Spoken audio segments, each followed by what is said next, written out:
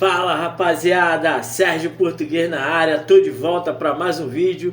E agora, enfim, aí vamos falar aí a respeito do nosso Vascão. A gente que ficou aí sem falar de Vasco, sem um joguinho do nosso clube do coração aí por causa dessa data FIFA aí que fica quase 2 semanas sem estar tendo aí jogos do Vasco, do Campeonato Brasileiro, e no final a gente já tem que ver aí essa seleção que, na minha opinião, aí é uma das piores seleções que já foi formada aí no futebol brasileiro, jogadores que não representam em nenhum momento ali a grandiosa camisa do Brasil, mas estamos aqui para falar a respeito do nosso clube, falar do Vasco, que enfrenta o Internacional nessa quinta-feira, pela 34ª rodada do Campeonato Brasileiro, jogo que vai ser realizado em São Januário. Todos os ingressos já foram vendidos, o horário dessa partida vai ser às 20 horas, um horário bom, dá para chegar ainda cedo em casa, né? Então é importante aí para o Vasco uma vitória, já que o Vasco vem aí sofrendo, né? O time que estavam ali na parte de baixo da tabela estão começando a ganhar, subindo na classificação, e o Vasco tem que voltar a pontuar. Essa transmissão dessa partida vai ficar por conta do Premier, a arbitragem fica por conta aí do juiz Rodrigo José Pereira de Lima, da FIFA, lá de Pernambuco, auxiliado pelo Guilherme Dias Camilo, também da FIFA, e do Francisco Chaves de Bezerra Júnior.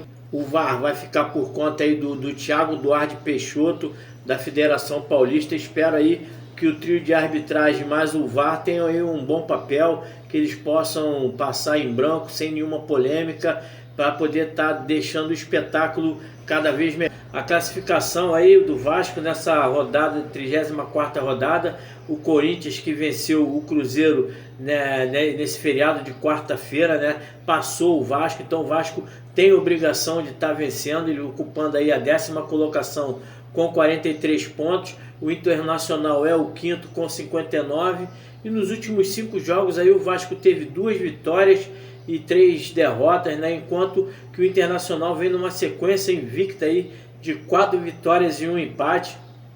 Ele que tem aí mais de 15 jogos aí de invencibilidade, uma sequência muito grande aí. O técnico o Roger Machado vem fazendo ali um bom trabalho no Internacional. Então o Vasco vai ter aí muito trabalho para essa partida. O retrospecto dessa partida são 75 jogos. O Vasco venceu 27, empatou 16 e perdeu 32. Em casa o Vasco leva uma vantagem, são 38 jogos. O Vasco venceu 16, empatou 10 e teve 12 derrotas. No último confronto do Campeonato Brasileiro, no primeiro turno, né, o Vasco venceu por 2-1. Naquela ocasião o Internacional estava reabrindo o Beira-Rio, né? O povo gaúcho sofreu aí com aquela enchente do meio do ano ali. Então foi um jogo marcante por ter ali a reabertura do estádio do Beira-Rio, e o Vasco venceu essa partida ali, uma partida importante, fez com que o Vasco pudesse estar tendo uma sequência também de invencibilidade, que ajudou muito agora o Vasco nessa sequência. O Internacional vai ter ali os desfalques do Bruno Gomes e também do Bernabei. Bruno Gomes que está sendo improvisado na lateral, então os 2 laterais do time do Inter vão ser os reservas da equipe, né? Então o Vasco tem que estar explorando ali essa questão das laterais. Na minha opinião aí vai ser um jogo mais difícil, né? O Vasco que vem de uma sequência dificílima do Campeonato Brasileiro, jogou contra o Botafogo, que é o primeiro colocado, contra o Fortaleza, que é o terceiro, e agora pega aí o Internacional, quinto colocado, com uma sequência muito grande de invencibilidade. Como eu falei, o Roger Machado deu um padrão tático para o time gaúcho, e o Vasco vai ter aí muita dificuldade para vencer o Inter, apesar de que o Vasco dentro de casa tem uma força muito grande. A torcida vai estar ali incentivando o Vasco, que perdeu apenas para o Criciúma dentro de São Januário. O nosso Rafael Paiva está invicto, né, na competição dentro de casa. Então contar aí com o apoio da torcida. É esperado que o Rafael Paiva possa estar mexendo na equipe, né? O Vasco que vem de 2 derrotas aí acachapante, 3-0 para o Botafogo e 3-0 para o Fortaleza. O time irreconhecível, não jogou nada. Então o Rafael Paiva, na própria entrevista coletiva contra o time do Fortaleza. Ele falou que tinha que ter ali uma mexida, nem que seja ali no ânimo dos jogadores, né? Mas que ele tinha ali certeza que o time tinha que voltar a pontuar, e na minha opinião, para pontuar, com certeza tem que estar mexendo ali com o brilho dos jogadores e também em algumas peças que vêm jogando muito abaixo do esperado. Esse jogo marca o retorno do Paulinho, que ficou de fora aí praticamente o Campeonato Brasileiro inteiro, né? Time aí tendo ali uma dificuldade muito grande nessa posição de cabeça de área. Foi o Jair também no começo do ano, juntamente com o Paulinho ali, que teve essa contusão. O time sofreu bastante para buscar um jogador que tivesse as características do Paulinho.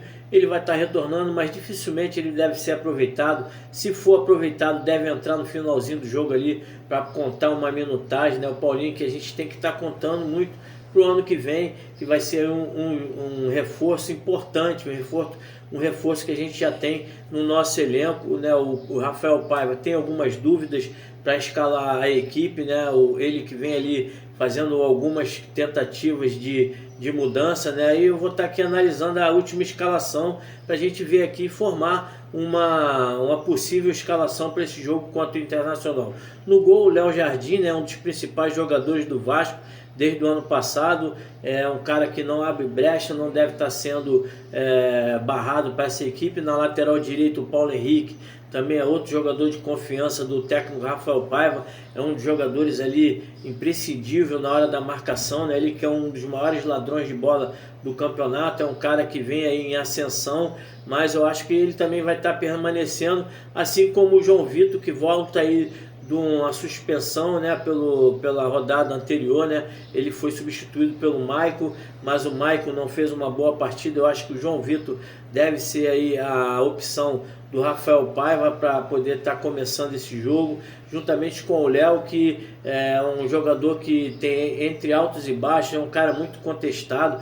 A gente sabe que o Léo tem algumas valências importantes para o nosso time. O que peca no Léo é o psicológico dele. Ele, de vez em quando, parece que ele tem um apagão, mas é um jogador que é o único jogador que a gente tem para jogar ali pelo lado esquerdo, que pode dar ali um suporte maior para o lateral. É um cara que tem uma saída de bola mais rápida. Eu acho que a zaga vai ser formada aí pelo João Vitor e também pelo Léo. O Piton, na minha opinião, aí, ele é o dono da posição, né? Ele que vem ao longo do ano aí fazendo muitas assistências para o Verratti, mas infelizmente está em baixa com a torcida, está em baixa no time ali do Vasco, vem deixando muito a desejar. Eu optaria ali por uma alteração ali, eu botaria ali o Vitor Luiz, que é um cara que quando entrou demonstrou ter um bom futebol, é um cara que também no final do ano aí tem aí a possibilidade de estar renovando o contrato. Então eu usaria o Vitor Luiz nesses últimos jogos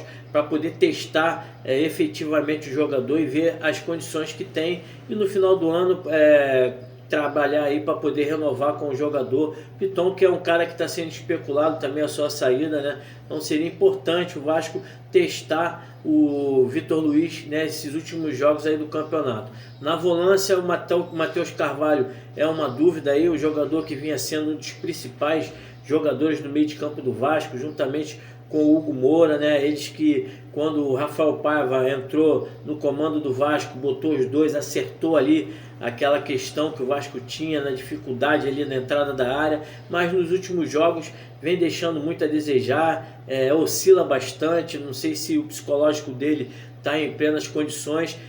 Surgiram aí algumas informações que ele estaria sendo aí observado por alguns scouts da MLS e também do futebol europeu. É um jogador que tem aí a sua importância, um jogador novo, pode estar sendo aí uma moeda de troca aí, ou então quem sabe uma negociação futura, pode estar tendo aí essa oportunidade, mas eu não levaria para campo, eu optaria por outra formação esse meio de campo, já que o Vasco nos últimos jogos aí deixou muito a desejar, principalmente na entrada da área ali. O Hugo Moura, na minha opinião, é um cara imprescindível no meio de campo do Vasco.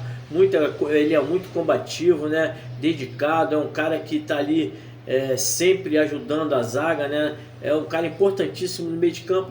Na minha opinião, ele é o titular absoluto ali.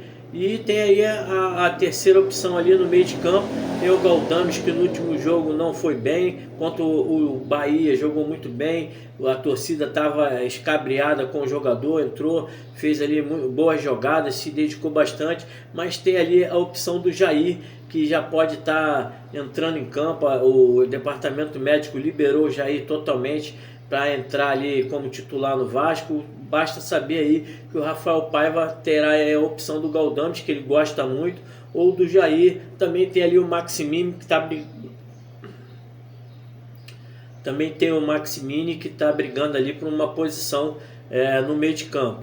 No ataque, Emerson Rodrigues é o único jogador que a gente tem para estar puxando ali os contra-ataques, jogador que corre muito nos últimos jogos, vem se dedicando, mas infelizmente não consegue ser um jogador efetivo, disputa ali a posição com o Ryan, um cara, uma joia da nossa base, né? Um cara que vem aí também entrando muito bem nos jogos. Eu preferia que fosse o Ryan, juntamente ali com o Payet, ali jogando como dois jogadores apenas no ataque, né? O Payet, eu preferia o Ryan juntamente com o Verratti no ataque, né, jogando com apenas dois atacantes. O Verratti, que é o nosso principal atacante, né, um cara que vem numa seca bastante de gols, se eu não me engano, aí 8 jogos ou 9 jogos sem marcar no Campeonato Brasileiro. É um cara que foi artilheiro da Copa do Brasil, mas vem deixando a desejar no Campeonato Brasileiro aí, principalmente depois do que o David e também o Adson saíram do time. Ele perdeu esse apoio que ele tinha ali, né? O David chamava muita atenção da zaga adversária, deixava um espaço para o Verratti, né, ali dentro da área, né? O David, que tinha facilidade de chutar de fora da área, então ele chamava muita atenção dos zagueiros adversários, dos marcadores, e infelizmente com a saída do David ele ficou sozinho. O Verratti, que não está podendo fazer aqueles gols de cabeça tradicionais dele, né, com o cruzamento do Piton, que, como eu falei, vem embaixo, vem perdendo muito as condições físicas e também a condição técnica ao longo do campeonato. E o Verratti já está sendo marcado aí pelo time adversário. Eu preferia que fosse ali o Verratti e também o Ryan, para poder dar uma preocupação maior ao time adversário. E completando ali o ataque, eu colocaria ali o Felipe Coutinho, que é um cara que vem treinando bem essa semana, né? Ele, apesar da oscilação, ele é um cara que a gente sabe que quando ele pega na bola sempre sai alguma coisa de bom. No último jogo foi forçado ali a entrada do jogador, você via que naturalmente ele estava fora de forma, não estava bem, mas infelizmente ali com a ausência do Rafael Paiva e a diretoria do Vasco preferiram estar levando o Coutinho para esse jogo. Infelizmente o jogador deixou muito a desejar, mas tem que estar ali dando minutagem para poder aproveitar esse jogador, principalmente em 2025, porque a gente sabe que 2024 era uma questão mais de adaptação, mas é um jogador que, na minha opinião, por causa do Payet não ter ido no último jogo, eu entraria com o Felipe Coutinho completando ali o ataque, ou então até mesmo fazendo ali um 4-4-2, um losango ali, fechando o losango do time do Vasco. O Vasco tem que propor as ações, né? A gente sabe que o Internacional é um jogador, um time que prende bastante a bola, tem a questão de ficar com a bola ali o tempo todo, joga e deixa jogar, né? Assim como o Bahia também deixava jogar. Tem um meio de campo ali com o Rômulo, o Thiago Maia e também o Alan Patrick, que é um jogador importante.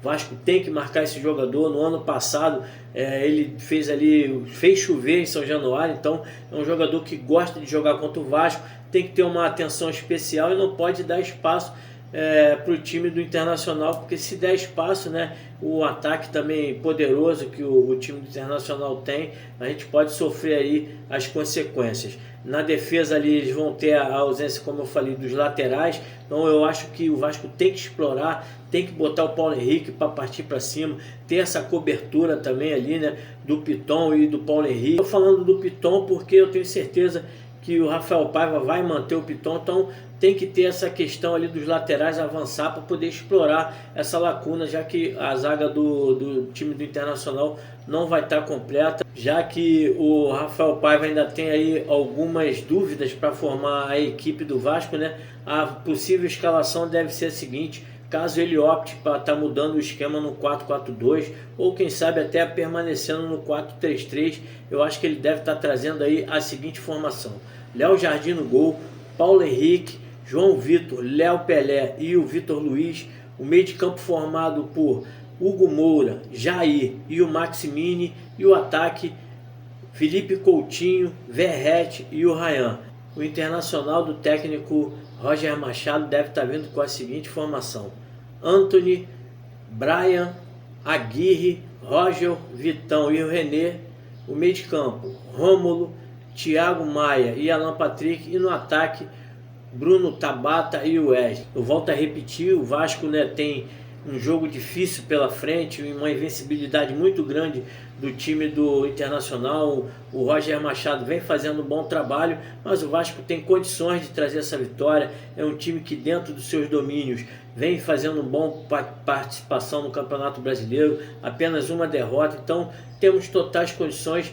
Precisamos aí do empenho total dos jogadores, juntamente com o apoio da nossa torcida, para buscar esses 3 pontos aí, já que fomos ultrapassados pelo time do Corinthians. E quem sabe aí a gente vencendo, passa o Corinthians de novo, e no próximo jogo, que é justamente contra o Corinthians, a gente vai buscar lá em São Paulo um resultado positivo para poder passar de vez o time paulista e buscar aí a Libertadores, que é o nosso foco no momento. Curta aí, deixa o seu comentário a respeito desse jogão de bola. O que você acha que vai acontecer? Se o Vasco tem condições de buscar aí essa vitória? O que vocês acham aí do Corinthians, que ultrapassou o Vasco? Temos que buscar aí esse resultado positivo para poder fazer com que o velho babão do Ramon Dias tome um castigo por ter falado mal do nosso Vasco. Valeu?